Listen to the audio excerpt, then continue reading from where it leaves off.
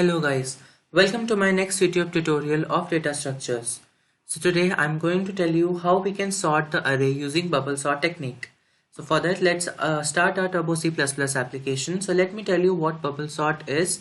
So bubble sort is a sorting technique where we compare our elements.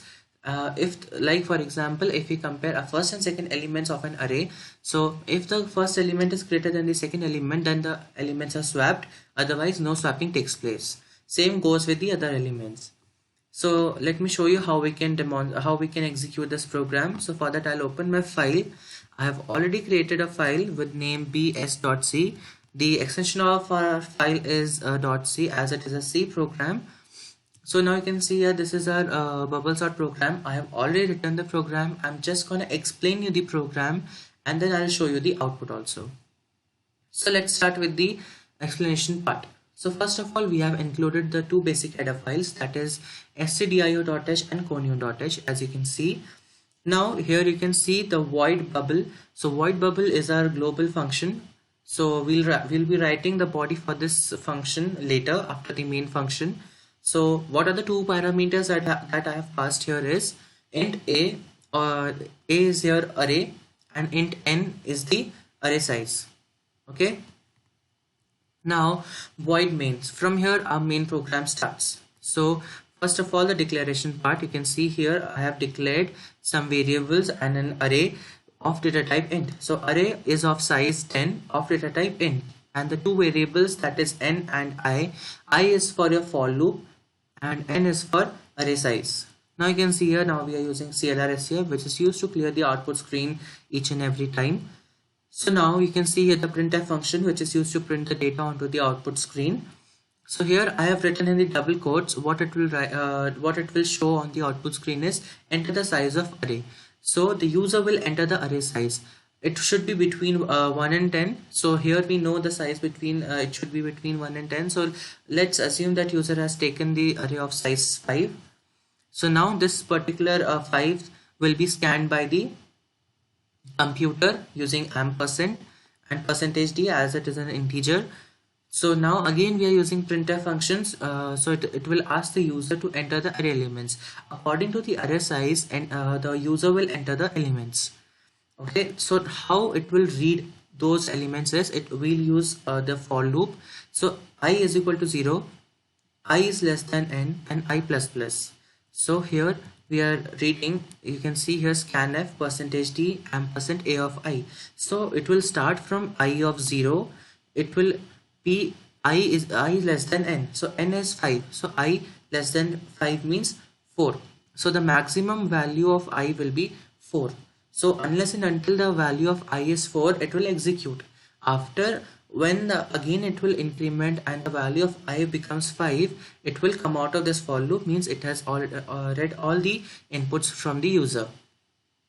Now here I have written the our function bubble a comma n. So here we are just calling the function.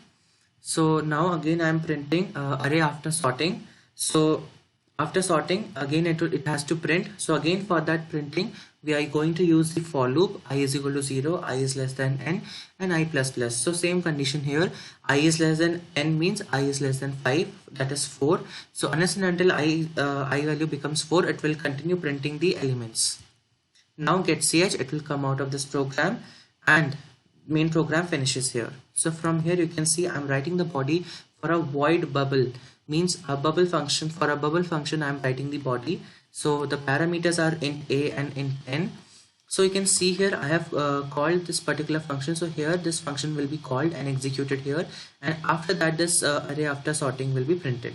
So what it will execute there is, first of all I am declaring three variables, that is I, j and temp.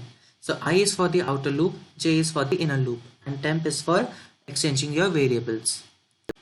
So now for first of all our outer for loop. So for outer for loop is for your the sorting of elements, all those 4 or 5 elements, whatever the size you have taken of array.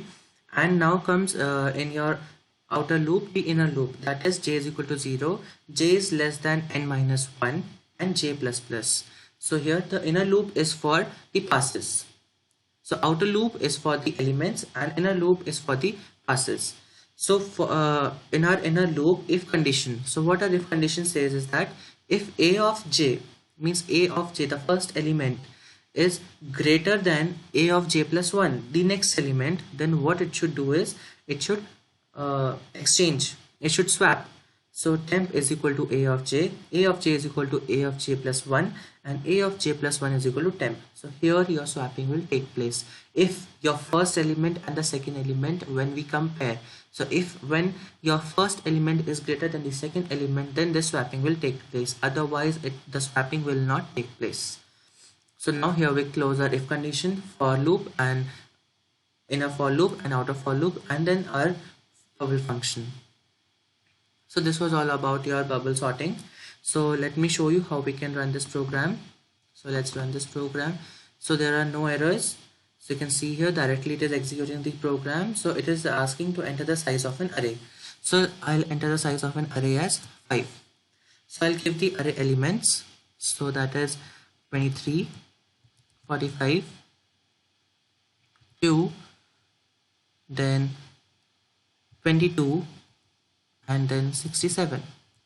So now you can see array after sorting. So first of all is the smallest number will come in ascending order. So 2, 22, 23, 45 and 67. So this has sorted the array. So this technique is called bubble sort, where we compare a first element and second element. If the first element is greater than the second element, then it will swap. Then again it will go to the second element, then it will compare second and third element. If the second is greater than the third, then again it will swap. Then again it will go to third one, then again it will compare third and fourth. Then this is how this process goes on. So this was all about your bubble sorting technique. So thank you guys for watching this video, and don't forget to like and subscribe our channel for further updates.